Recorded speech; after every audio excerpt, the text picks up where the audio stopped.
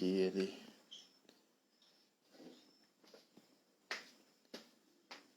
Nem foi ele. Calma. Ô, Bel, fica com ele ali no quarto. Oi, pessoal, boa noite. Sejam bem-vindos. Jaqueline, Livan. Feltros e Flores também. Estou esperando aqui o pastor Ricardo Brandão entrar aqui para a gente começar.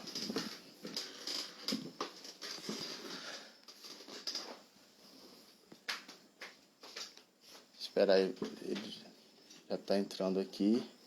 Então, enquanto isso, boa noite, Salatiele também, Isabela e Leila. Obrigado por estar presente aqui na live.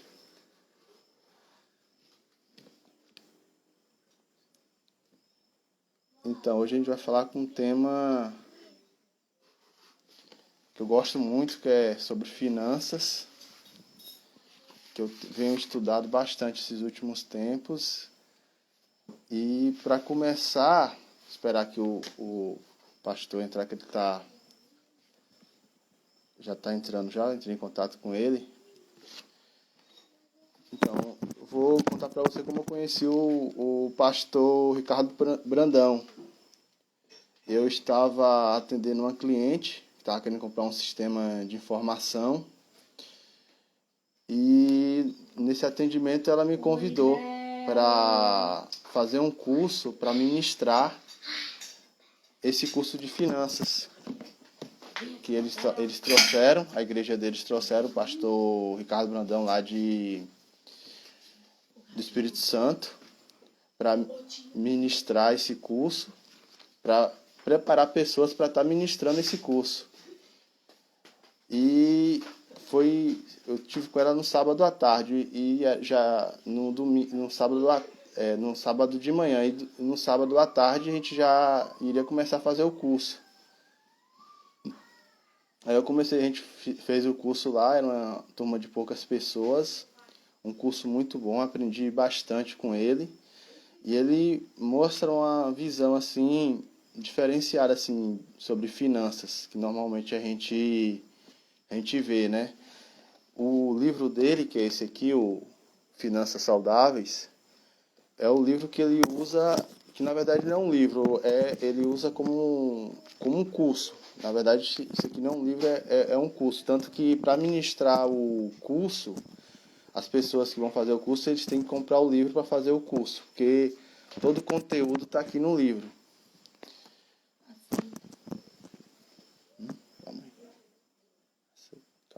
Calma aí que ele está entrando aqui.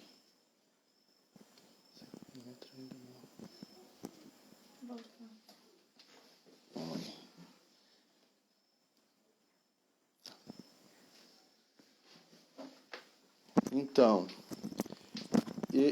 como ele é pastor e psicólogo, ele fala muito sobre a questão financeira, pessoas com problemas emocionais que acaba sendo causado por a situação financeira, tanto pessoas que têm falta de dinheiro, como pessoas que têm dinheiro também, muito dinheiro, que acaba brigando por causa de finanças. Então, é um livro bastante interessante e é um estudo que eu acho que todo mundo tem que aprender um pouco sobre lidar com finanças. A gente não dá tanta importância para finanças. Hoje, se a gente for perguntar aqui para vocês, quem hoje consegue fazer o controle hoje das suas finanças? Saber quanto que você ganha e quanto que você gasta por mês?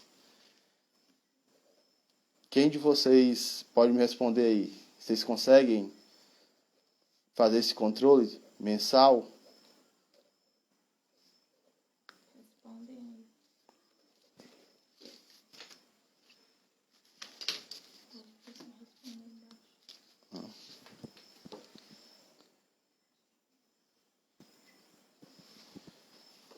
Então, é um problema que muita gente tem, assim, a maioria não faz esse controle. Por muito tempo, eu não fazia esse controle, e quando eu comecei a fazer, eu fiquei, assim, impressionado. tanto quanto o valor que eu ganhava por mês, quanto que eu gastava. Tanto que às vezes quando eu vou mostrar para minha esposa o controle aqui que eu faço, ela fala, rapaz, a gente gastou tanto assim. Então, é um controle que a gente tem que saber, a gente tem que fazer para saber onde que a gente está. Para saber onde que a gente está financeiramente, que o primeiro passo é você saber seu estado atual, onde eu estou, e é fundamental você fazer esse controle financeiro para você saber onde você está, entendeu? Para você buscar uma melhoria na questão financeira. Então, até agora o pastor ainda não chegou aqui. Eu vou ver aqui se eu consigo falar com ele aqui. Vou aguardar aqui um pouquinho, ele está entrando aqui na live. Então, para não ficar assim parado aqui sem falar nada, vamos bater papo aqui, gente. Vocês têm alguma dúvida sobre finanças?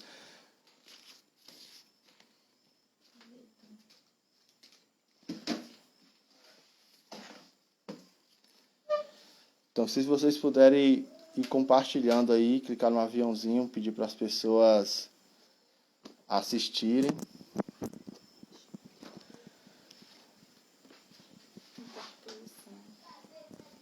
Então, deixa eu dar uma olhada aqui. Aí entrou. Entrou?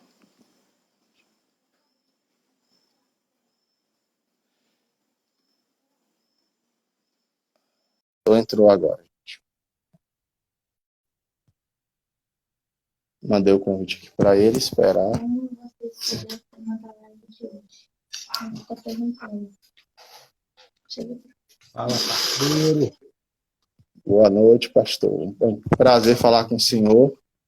Opa, prazer Muito meu. obrigado aí pela sua presença. Sei que o senhor é muito ocupado, né? Estamos aí, estamos juntos, aí. Então, eu gostaria que você contasse um pouco aí da sua história, como da sua carreira aí, sua história de vida. Certo. Que é um... Bem, meu nome é Ricardo Brandão, sou pastor, teólogo, professor do Centro de Educação Teológica Batista do Estado do Espírito Santo, CETEBS, sou professor de psicologia, hebraico, Antigo Testamento e Novo Testamento. Lecionei psicologia também como professor substituto na Faculdade Pitágoras, aqui de Linhares. E sou autor de 5 livros, dos quais são utilizados em cursos aí pelas igrejas, algumas igrejas pelo Brasil aí afora, né? Então a gente preparou aí, planejou os cursos Casamentos Saudáveis, curso de noivos, o Curados pela Graça, o curso Pais Saudáveis, Filhos Saudáveis, com curso de educação de filhos, e o curso Finanças Saudáveis, vai ser o tema da nossa live aí. Sou casado com a Merielle há 24 anos e com ela eu tenho 3 filhos. Tá. Uma coisa que eu achei interessante no seu livro aqui é que você quebra alguns paradigmas, né, que tem, assim, principalmente voltado para o público cristão, que é aquela mentalidade que às vezes o cristão acha que, tipo assim, eu não posso buscar dinheiro, porque se eu ir buscar dinheiro, é como se fosse um pecado, eu estou amando o dinheiro e deixando a minha fé de lado. E o seu livro vem quebrar esse paradigma, que porque eu sou cristão, eu tenho que ser pobre. E eu gostaria que você falasse um pouco sobre isso. Sim, sim. É lógico que a Bíblia adverte sobre o amor ao dinheiro, né? Paulo fala isso, alertando aos cristãos da igreja de Éfeso, quando ele escreve para Timóteo, pastor Timóteo, ele alerta sobre o cuidado aí de você ser escravo do dinheiro. Mas, biblicamente, não há problema nenhum em ter dinheiro. O problema é o dinheiro te ter, né? Eu costumo dizer que o dinheiro ele é um ótimo servo, mas ele é um péssimo patrão, né? Então, assim, não há nada nas escrituras que mostrem que é pecado você fazer dinheiro com ética, com honestidade, com integridade. Ao contrário, né? Cito no livro que personagens bíblicos famigerados eram prósperos ricos, né? Abraão, por exemplo, o chamado pai da fé, dele nasceu a nação de Israel, né? E recebeu esse título de pai da fé porque a doutrina da justificação da fé começa ali com ele, né? E a Bíblia diz em Gênesis 3:2 que ele era um homem muito rico, muito próspero. Ele, o filho dele, o neto dele, Jacó, né? Tantos homens, né? Salomão, Davi, o próprio Jó, né? Era muito próspero, era muito rico. Aliás, em Jó capítulo 1 e 2 diz que Jó ele era o mais rico, o homem mais rico do Oriente. E mesmo assim temente a Deus, né? Então, assim, é possível conciliar fé com prosperidade? Lógico que é, né? No Novo Testamento também, vários homens do Novo Testamento eram prósperos, né?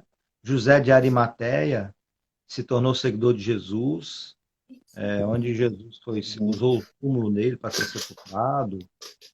O próprio Barnabé, que discipulou o apóstolo Paulo, era um homem próspero, vendeu uma das suas propriedades, né, para poder ajudar os pobres em Jerusalém. Há vários homens prósperos no Novo e no Antigo Testamento e não há problema nenhum. Ao contrário, né, a gente pode usar da nossa riqueza, prosperidade para cumprir a nossa missão aqui na Terra.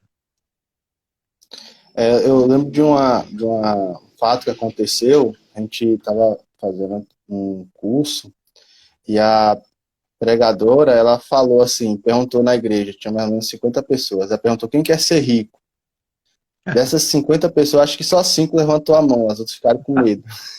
Então, eu vi que ele tinha muito medo, assim, ela falou, gente, a riqueza só mostra quem a pessoa é. Às vezes a pessoa tem dinheiro e, tipo assim, a pessoa é humilde, começa a ter dinheiro, ela se transforma em outra pessoa, mas na verdade ela já era aquela pessoa com caráter, de mau caráter, né? Ela falou, ó, se eu ficar rica aqui, não vai ter mais campanha na igreja, tudo que precisar aqui eu vou dar, eu vou ajudar, que às vezes o dinheiro não abençoa só você, né? Você, quando você é abençoado assim, com riqueza, você acaba transbordando e ajudando as pessoas que estão próximas. Então, eu acredito assim que você, às vezes, tem aquela pessoa que ela pode conseguir mais dinheiro, ela tem capacidade de ganhar mais dinheiro, mas ela não busca porque ela está ali na zona de conforto, ela já tem o suficiente para ela ter uma vida confortável e, tipo assim, e os outros, não importa, eu já estou bem, se eu já tenho o suficiente para mim, eu não quero mais trabalhar para ter mais dinheiro. Então, é até uma questão de egoísmo da pessoa, de não querer ajudar o próximo, porque, tipo assim, eu posso gerar emprego, eu posso gerar renda na cidade, mas eu não vou porque eu não quero trabalhar. Até uma crise de incapacidade, né? Que ela tá bom para mim, eu vou ficar aqui e pronto.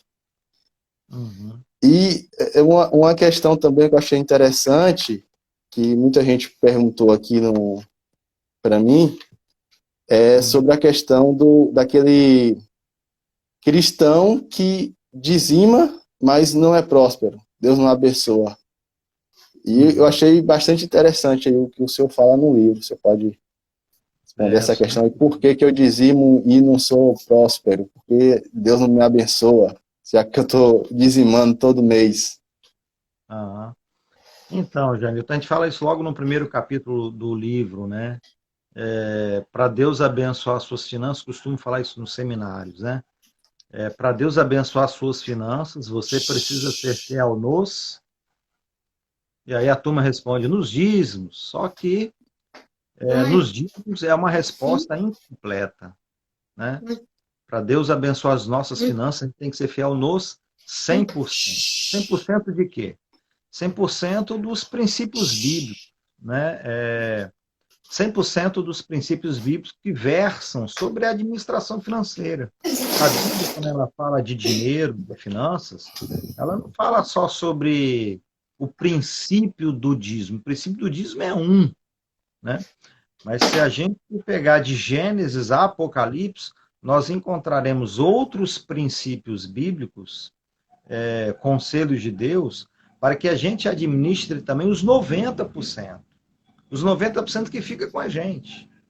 E aí, por que muita gente sofre na sua vida financeira, sofre com dívidas, vive apertado, às vezes não consegue pagar um aluguel, né, paga prestações vencidas, não consegue crescer e prosperar, mesmo sendo dizimista?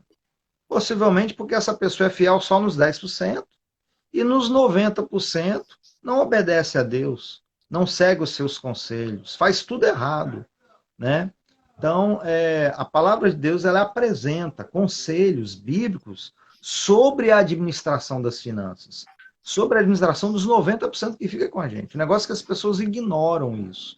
As pessoas não têm esse conhecimento, né? Infelizmente, na igreja, os nossos púlpitos, quando falam de dinheiro, se reduzem ao ensinamento do dízimo. E aí as ovelhas só aprendem a dizimar, né? Mas, por exemplo, o texto bíblico fala sobre poupança, fala sobre investimento, fala sobre não ser fiador, fala sobre comprar à vista, fala sobre planejamento financeiro e orçamento doméstico, né? O texto bíblico fala sobre muita coisa, né? Sobre pedir conselho antes de tomar uma decisão. Então, quando a gente quebra todos esses princípios bíblicos, mesmo sendo fiel no dízimo, a gente vai sofrer as consequências, né? Não adianta ser fiel só nos 10, tem que ser fiel nos 100%. Essa é a nossa lição, né? Então, é aquela questão que, como o senhor fala aqui, que na Bíblia tem 2.350 versículos voltados a assuntos financeiros. Então, Exato. tipo, tá na Bíblia, né? Ele não ensina só a dizimar. Dizimar só é uma parte para você ser abençoado. Se você vê ali Salomão em Provérbios, eles têm muito ensinamento assim de como você ser próspero, de como você lidar com finanças. E eu fico impressionado que hoje muitos estudiosos dessa área financeira tá voltado para esses estudos de Provérbios, esses estudos de Salomão. Recentemente, o Thiago Nicro, o Primo Rico, ele estava fazendo live 5 horas da manhã e tinha vezes que eu acordava nesse horário, eu olhava lá, estava 50 mil pessoas assistindo ele. Aí eu vejo, na igreja, se o pastor chamar para orar de madrugada, não vai quase ninguém na igreja, né? O cara conseguiu voltar para a vida financeira, 50 mil pessoas acordar de madrugada para estudar Salomão. Então, eu achei, tipo assim, uma coisa impressionante, assim, falei, porque há pessoas que às vezes não é nem cristão, estavam lá assistindo ele e acabou que sendo abençoado ali pela palavra ali de Salomão. Então, muita coisa tem na Bíblia. A gente tem que ter esse olhar crítico, né? De buscar essas coisas que estão ali, que possa estar nos ajudando também nessa área de finanças. E se você for ver, às vezes você está lendo a Bíblia, mas você está aprendendo ali sobre finanças também. Eu acho que foi um dos primeiros livros de finanças. E muitos desses grandes filósofos aí, coaches da área de finanças, eles se baseiam na Bíblia, eles se baseiam em estudo bíblico. É verdade. Então, a Bíblia aí, às vezes, é a base, né? É verdade. Para a gente ter uma ideia, um princípio bíblico tão valioso, tão precioso, que os cristãos ignoram e pecam por não seguir esse conselho, ele está lá no livro de Gênesis, por exemplo, logo no primeiro livro da Bíblia, né? Que é o princípio da poupança. O princípio de você ter uma reserva, de você construir uma reserva financeira, né? Quando houve fome no mundo, né? O sábio conselho de José de poupar durante 7 anos um percentual de 20% da renda de toda a produção agrícola do Egito é o que lhes sustentou durante os 7 anos de fome, né, de vacas magras, né? Então, logo no primeiro livro da Bíblia, a gente aprende esse princípio de se construir uma reserva. Nesse caso, uma reserva para passar por momentos de emergência, né? Mas a gente pode usar uma reserva para oportunidade, para fazer ótimos negócios, né? Então, veja, se a pessoa ela é fiel no dízimo, como Jacó, o pai de José, era fiel no dízimo, né? Mas não for fiel no princípio da poupança, de construir uma reserva, de não gastar tudo que ganha, mas sempre guardar, né?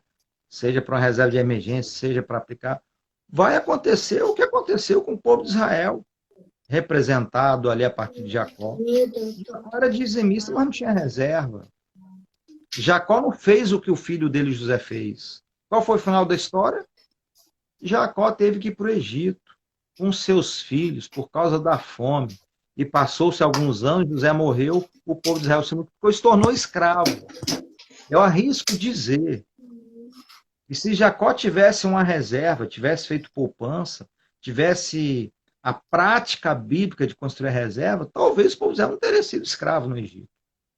Mas ele violou esse princípio bíblico, né? Então, realmente, a gente tem que ter uma visão assim, mais amplificada de tudo que a Bíblia fala sobre a gestão financeira, né? Eu costumo dizer também o seguinte, aqui no Espírito Santo eu dei uma palestra aqui para 300 pastores, estavam no auditório, no nosso retiro da Ordem dos Pastores Batistas aqui do Estado. Eu disse o seguinte, olha, se os pastores ensinassem com tanta regularidade e veemência a membresia, a igreja, a guardar 10%, com a mesma intensidade que eles ensinam a igreja a entregar o dízimo, nós teríamos ovelhas mais saudáveis, teríamos famílias financeiramente mais saudáveis, igrejas mais saudáveis, né? Hein, pastor, o senhor como psicólogo atende muitas pessoas assim com problemas financeiros que pode causar algumas doenças emocionais, como estresse, depressão, devido a finanças? Sim, lógico, perfeitamente. Essa época de pandemia, então, né, época de crise, época de vários desemprego, empresas falindo, né, faturamento caindo, lógico que eu atendo. Pessoas que sofrem, né, de medo, ficam ansiosas, né, porque sentem medo de não conseguir honrar com seus compromissos, e em alguns casos assim, se endividam já mesmo, né? Nem ansiedade sofrer antecipadamente, já é o sofrimento pelo estado real mesmo da pessoa, né? Muitos conflitos conjugais por causa da gestão financeira, falta de acordo nas finanças, né? As finanças afetam todas as esferas da vida, né, Janilton? A esfera espiritual, emocional, familiar, conjugal, profissional, né? O sujeito ele não consegue dormir, né? Enfim, além do esgotamento, do estresse, o sujeito não consegue orar direito, afeta todas as esferas da vida, né? Aquela coisa, como diz o Thiago Brunet, que o dinheiro não traz felicidade, mas a pobreza dá uma tristeza. Um dia não traz felicidade, mas não saber administrar traz infelicidade, né? Traz caos, traz angústia, né? E ele fala também assim, eu vejo uma coisa que ele fala, que o dinheiro é emocional, né? Essa área emocional, ele acaba afetando ali as finanças da pessoa, que acaba afetando ali questão de crenças emocionais, crença de incapacidade, de inferioridade, coisas que vai passando de pai para filho, e acaba tendo uma maldição ali naquela família que ela não consegue prosperar. Não sei se você aborda sobre isso também no seu livro, a questão da mentalidade ali, Sim. mentalidade financeira. Trabalha a mentalidade, né? Com certeza. Nós temos num livro que é utilizado no curso, né, lições sobre empreendedorismo, sobre como multiplicar o dinheiro, e a primeira tratativa que a gente faz é exatamente sobre essa questão da mentalidade, né? O subtítulo do capítulo diz lá, você pode ser próspero, não há nada de errado nisso, né? Então, a identidade, né, da pessoa, ela define o comportamento financeiro dela, né? E aí isso tem diversas implicações, né, Jânio? Tem diversas implicações, né? Eu costumo dizer o seguinte, o brasileiro, assim, a maioria, né, não tem educação financeira, né? Então, o brasileiro pensa o seguinte, olha, eu recebo, né, ele opera na seguinte equação, o ganho, né, menos o que ele gasta, normalmente é igual a dívida, porque ele gasta mais do que ganha, né? É uma mentalidade que define o comportamento financeiro, né? A mentalidade de que é normal comprar prazo, é normal pagar juros, né? A mentalidade de que eu preciso realizar desejos e ceder a tentações, então entra em empréstimos, em financiamentos, em péssimos negócios, né? Então, assim, essa mentalidade precisa mudar, né? É possível eu comprar tudo à vista? É uma questão de mentalidade que define nosso comportamento financeiro. Lógico que é, né? É possível eu criar um comportamento de eu sempre gastar menos que ganho, né? A mentalidade do homem próspero é essa. O que eu ganho, a renda, menos o que eu poupo. Então, você se paga primeiro, você separa uma parte da sua renda, sua premissa para o dízimo também, mas para você poupar para investir, e o resto você gasta, né? Não é o contrário. Eu ganho, gasto, o que sobra eu vou poupar ou investir. Não é assim. Eu tenho que viver com o que sobra depois daquilo que eu separei para eu ter a minha reserva e fazer aplicação. Seja aplicação em bolsa de valores, seja aplicação em qualquer outro negócio que eu quiser. Tudo isso é uma questão de mentalidade, né? O brasileiro normalmente tem a mentalidade de querer desfrutar a vida logo cedo e tal, e fica criando um monte de passivo para ter despesa, né? A mentalidade do próspero que busca alcançar a independência financeira, a liberdade financeira, que significa não depender de INSS, não depender de aposentadoria, nem de salário de ninguém, mas a independência financeira significa viver de renda passiva, onde você não precisa trabalhar, né? Onde você consegue viver só de aluguéis, dividendos, enfim, né? Essa mentalidade faz você apertar um pouco no início da sua vida, né? Economizar o máximo para você juntar, acumular riqueza, aplicar, em vez de desperdiçar dinheiro com passivo que gera despesa, acumular dinheiro com ativo, comprar ativo, vai chegar numa certa idade que você vai poder desfrutar no momento certo. Tudo isso é uma questão de mentalidade. A Caroline está falando aí que a questão a gente tem que controlar o dinheiro, não deixar que o dinheiro nos controle, né? Que muitas vezes acontece isso. O Diego está falando aí, ó, vamos ficar milionário. É isso aí, Diego, vamos ficar milionário. Isso. Deus está aí para abençoar a gente. Aí você tem que investir em educação financeira, né? Tem que estudar. Eu vejo que no Brasil é uma coisa que na educação, falo por mim mesmo, no ensino médio assim, eu não tive essa educação financeira na escola. Na escola eles ensinam que você tem que aprender uma profissão, fazer faculdade, aprender uma profissão e trabalhar para os outros. E tipo, eles ensinam você, de certa forma, a ser um subordinado. Não ensinam você a ser um cabeça, ser um empreendedor, buscar ser melhor do que ontem, né? Então, eu acho que tem uma falha assim, na educação em algumas escolas, que em algumas escolas estão tendo essa visão, estão até colocando educação financeira agora, mas hoje, tipo assim, é você investir em você mesmo, você buscar esse conhecimento. E o que você acha que hoje as escolas, assim, como é que estão assim, na questão das finanças, assim, ensinando os alunos? Varia muito de escola para escola, né? Eu acompanho em algumas escolas particulares, algumas que meus filhos estudam, né? Em outras também aqui, pelo menos da minha região. Há não uma matéria só sobre educação financeira, há uma matéria ali sobre empreendedorismo e ali minimamente se ensina sobre a importância assim, de você não ganhar, né? Mas fazer dinheiro. Os americanos não usam essa expressão de ganhar dinheiro. A gente brasileiro aqui fica usando essa expressão, né? ganhei dinheiro realizando, fazendo isso, aquilo. Não se ganha dinheiro. Dinheiro não cai do céu, a gente faz dinheiro. Então, assim, algumas escolas, às vezes, uma semana ou outra, eu não diria que ministram educação financeira com conteúdo substancial, consistente, mas ensina algumas atitudes assim básicas. Por exemplo, na escola da minha filha, há uma feira, né, de empreendedorismo, então os alunos, num certo momento, são incentivados a criarem produtos, a, a, a terem noção de custo, a montarem um preço, elaborarem um valor de venda, entender a ideia de lucro e tal, mas isso é muito pouco, né?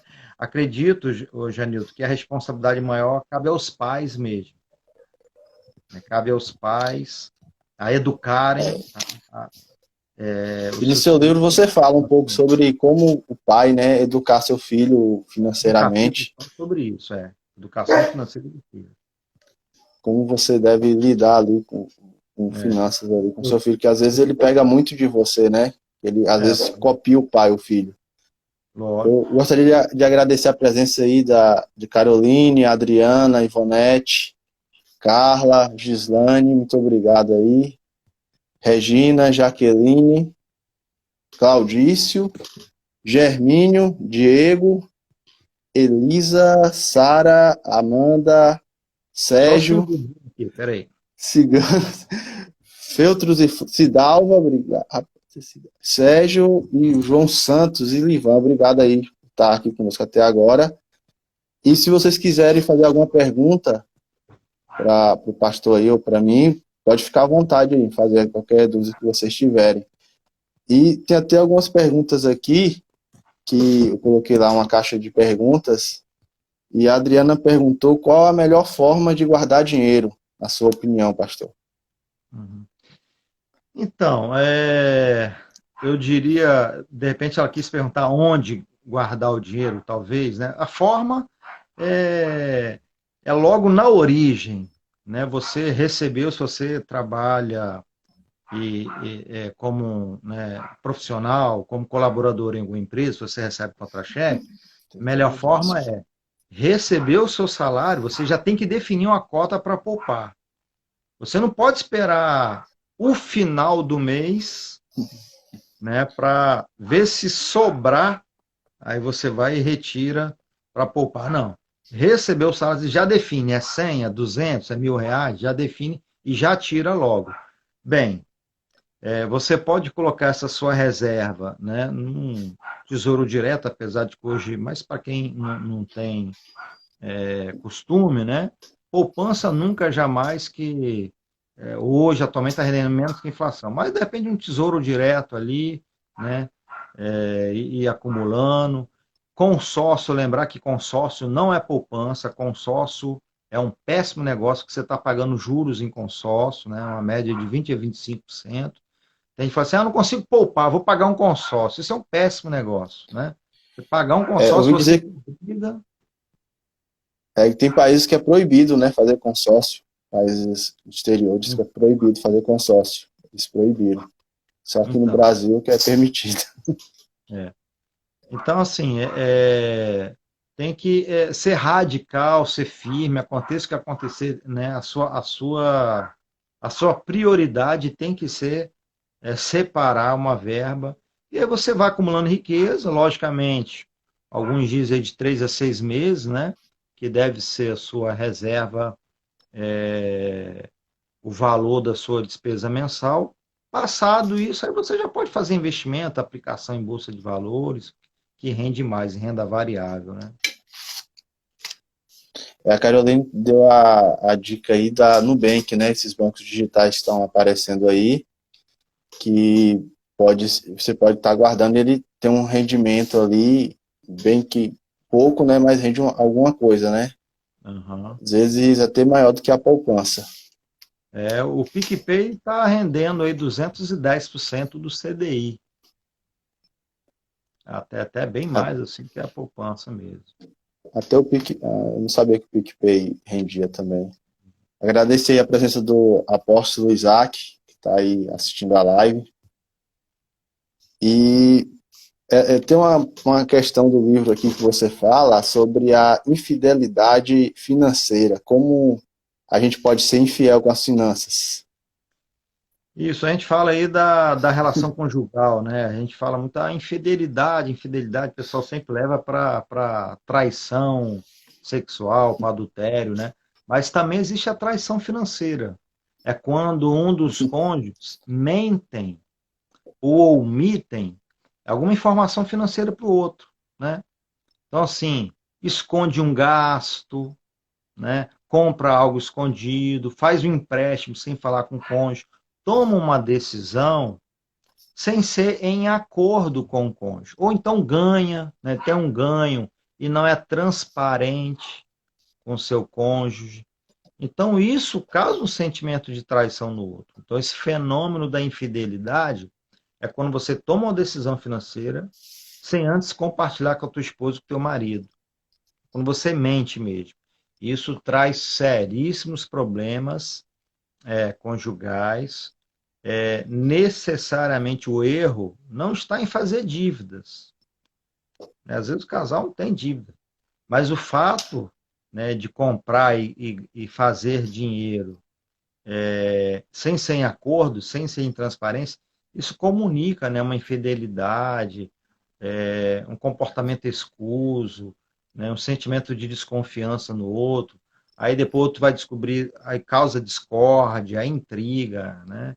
Então a gente tem que evitar ao máximo, né? A Bíblia fala para a gente não mentir uns aos outros, não mintam uns aos outros, tem que andar na verdade. Então tem que andar na verdade, inclusive em relação às finanças. Aí o senhor fala também que é mais valioso é você estar com família, com casamento saudável, do que com muito dinheiro e um casamento ali brigando por causa daquele dinheiro, brigando onde colocar o dinheiro, ou o que você fez com o dinheiro. E é mais importante a pessoa ser humilde, ser pobre, mas ter um casamento feliz e suportar ali do que ter muito dinheiro e ter um casamento infeliz, né? Até é bíblico, né? Em Essa questão aí. Provérbios 15:17, Salomão fala, é melhor ter uma refeição apenas com verduras, mas com amor, do que ter na refeição um boi gordo, mas com ódio, né? Como é que eu É. aplico isso na vida financeira do casal? Imagina se o marido ele quer comprar às vezes ele quer comprar um multimídia para o carro, vamos supor assim, né? Aí vai gastar ali R$ 3.000 para colocar o multimídia no carro. Só que ele desconfia que a esposa não vai concordar. Porque já tem um ano que essa esposa está pedindo para comprar um sofá novo, né?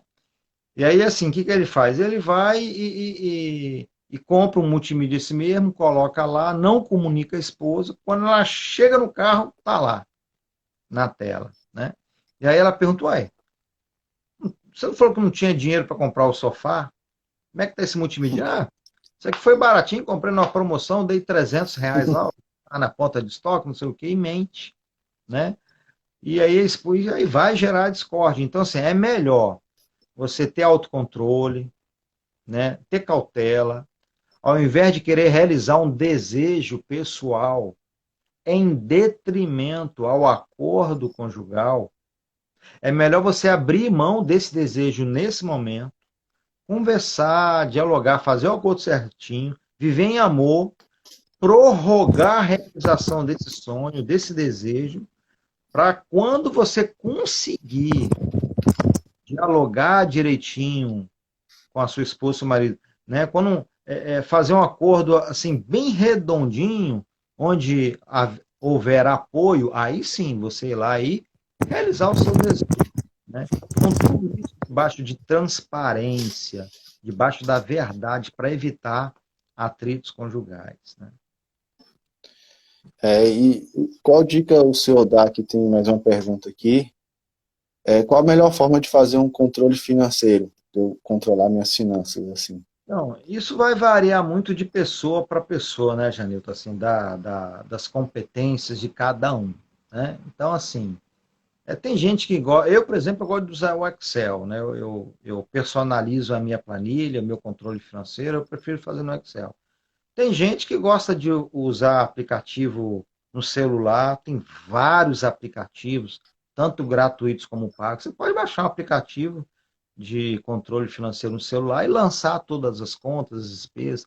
Eu tenho uma memória boa, então às vezes eu até anoto alguma coisinha que eu gasto, anoto no celular, mas chego em casa eu prefiro usar minha planilha no Excel, elaborei todas as formas ali. Agora, tem gente que não tem nessa familiaridade com a tecnologia, com os meios digitais, que faz no papel mesmo, não tem problema nenhum. Você usar um livro caixa ali, aquele tradicional, antigo. O importante é o seguinte, é registrar. Né?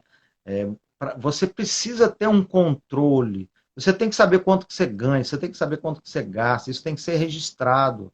Muitas pessoas estão fechando todos os meses no vermelho, porque elas não sabem que gastam mais do que ganham. Aí a pessoa fica pensando, meu Deus, eu entrego o dízimo, mas o dinheiro nunca dá para fazer uma reforma na casa, o dinheiro nunca dá para eu trocar de carro, o dinheiro nunca dá para eu, né, fazer alguma coisa. Por quê? Porque a pessoa não registra, não anota, não tem controle. Aí, de repente, ela está gastando mais do que ganha e não sabe disso, por falta de informação. Então, o que eu recomendo não é registrar e anotar apenas quanto ganha e quanto gasta, mas até fazer um registro de fluxo de caixa futuro, ou seja, quantas a pagar, quantas a receber. Né? Todos nós precisamos já ter planilhado, se você preferir usar papel, não tem problema, mas que você tenha num papel anotado aí suas contas a pagar durante o ano inteiro, de janeiro a dezembro. A gente tem que ter esse planejamento financeiro. Né? Se a sua renda for fixa, bacana, dá para você planejar. Se a tua renda for variável, quem trabalha com venda, ganha comissão, né, quem for profissional autônomo, quem tem o seu próprio negócio, empresa, se não tiver que não tirar um prolabore fixo ali, né, que a renda é bem variável assim, gente, precisa ter um controle. Né? Não apenas do realizado, não, mas um controle do previsto, de um ano, eu recomendo. Né? No mínimo um ano. Então tem que lançar, tem que registrar, né? E aí você toma decisão de investimento, de comprar, de, por exemplo, aumentar, né, a sua qualidade de vida. Eu vou colocar mais um ar-condicionado aqui em casa. Né? Vai aumentar com energia? Eu posso? Minha renda permite? Eu vou aumentar o meu pacote de televisão. Minha renda permite? Vou colocar meu filho na aula de espanhol, de inglês. Minha renda permite? Como é que eu vou saber? Tem que ter isso planilhado, tem que ter todo esse controle financeiro, né? Isso aí. O Diego está perguntando aqui se é melhor ter o dinheiro junto. Colocar o dinheiro na mesma conta, uma conta conjunta, seria isso, Diego? Então, isso vai variar de pessoa para pessoa, né? Então, assim, existem empresas, órgãos públicos que exigem que o funcionário tenha uma conta somente em nome dele, onde esse banco, onde essa empresa, onde essa repartição pública vai creditar o salário na conta pessoal ali do sujeito, né? Agora, se vai ter conta conjunta ou não, o mais importante é que eles tenham transparência nesses registros, né? Que essa planilha seja em conjunto, né? O que é importante, assim, se bateu na conta A, na conta B, se vai ter conta conjunta, conta separada, mas o mais importante é eles terem uma planilha, vamos supor, se for Excel, um aplicativo no celular, que ambos os gastos de cada um, que eles registrem na mesma planilha. Quem usar papel, que lancem no mesmo caderno, no mesmo livro caixa, as contas dos dois, o ganho dos dois, que ambos tenham acesso a essa informação. Né? Não apenas para um compartilhar com o outro, né?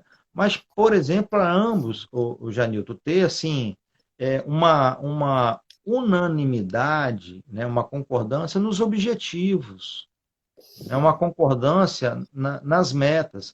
Eu, por exemplo, fiz terapia de casal, um casal de dentista, né?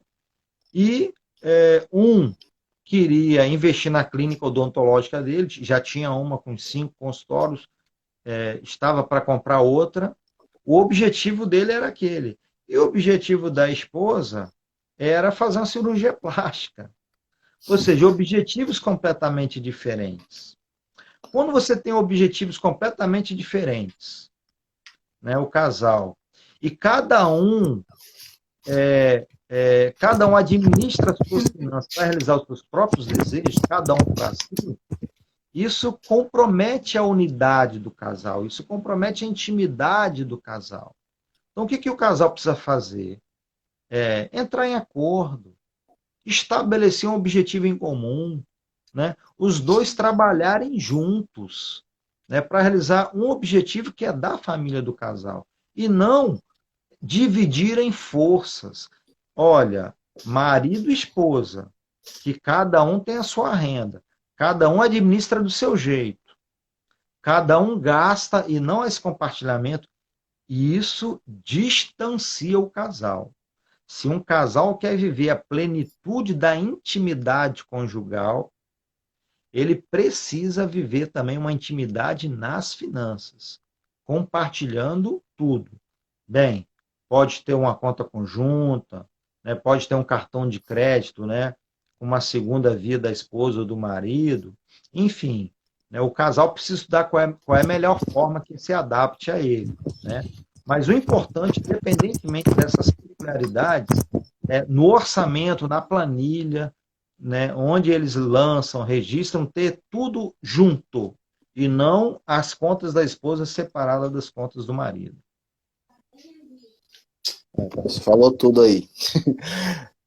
E acho que tá quase terminando aqui nosso horário aqui, já tá dando quase uma hora de live. Gostaria de perguntar pro pessoal aí se alguém tem alguma dúvida, alguma pergunta que queria esclarecer aqui com o pastor Ricardo. Então, gente, quem quiser adquirir os livros do pastor Ricardo, você tem como deixar aí o site, pastor, para o pessoal entrar, quem quiser comprar o seu livro? Sim, o livro que a gente está falando é esse aqui, ó. Finanças Saudáveis, né? Você encontra esse livro no site, vou anotar aqui, famíliasaudáveis.com.br, né? Lá você entra, compra pelo boleto bancário, cartão de crédito, e encontra os outros livros também, né? O Casamento Saudáveis, encontra o material dos cursos, as camisas, os DVDs, encontra tudo lá. Estou colocando aqui o site, é bem facinho aí de achar, é riquíssimo o conteúdo, vale a pena mesmo. É muito bom aí esses livros dele, eu estou lendo esse Finanças Saudáveis aí, os outros materiais, eu também fiz um pouco do curso lá, que é o Poder da Graça, né? Isso, Curados pela Graça. Curados pela Graça, muito bom, tipo assim, fala muito sobre essa questão emocional, e é bastante interessante, assim, e são livros enriquecedores, e como eu fui treinado aí pelo pastor para estar ministrando esse curso, em breve a gente vai estar ministrando esse curso aqui, o Finanças Saudáveis, aqui em Trancoso. Eu vou estar ministrando. E para você que quer fazer o curso, você vai ter que comprar o livro, porque não tem como você fazer o curso sem um livro, não.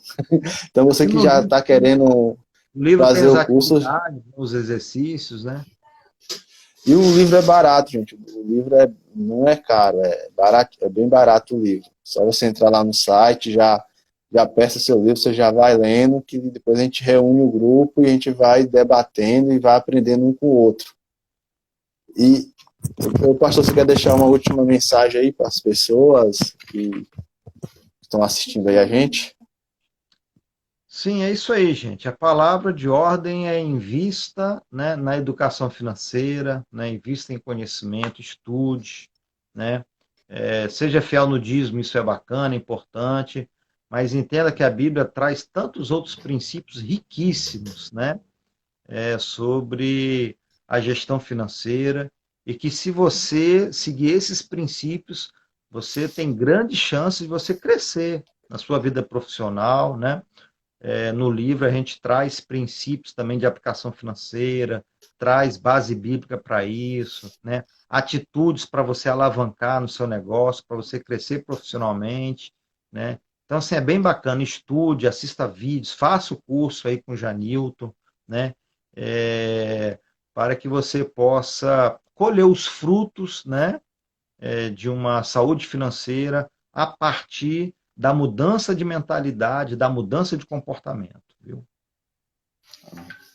Então, eu gostaria de pedir para vocês seguirem aí o pastor aí no Instagram e agradecer a presença de todos aí. E uma mensagem que eu deixo aqui para vocês é que, na verdade, quando a gente fala de finanças, tem 3 conceitos básicos, que é você gastar menos, ganhar mais e poupar.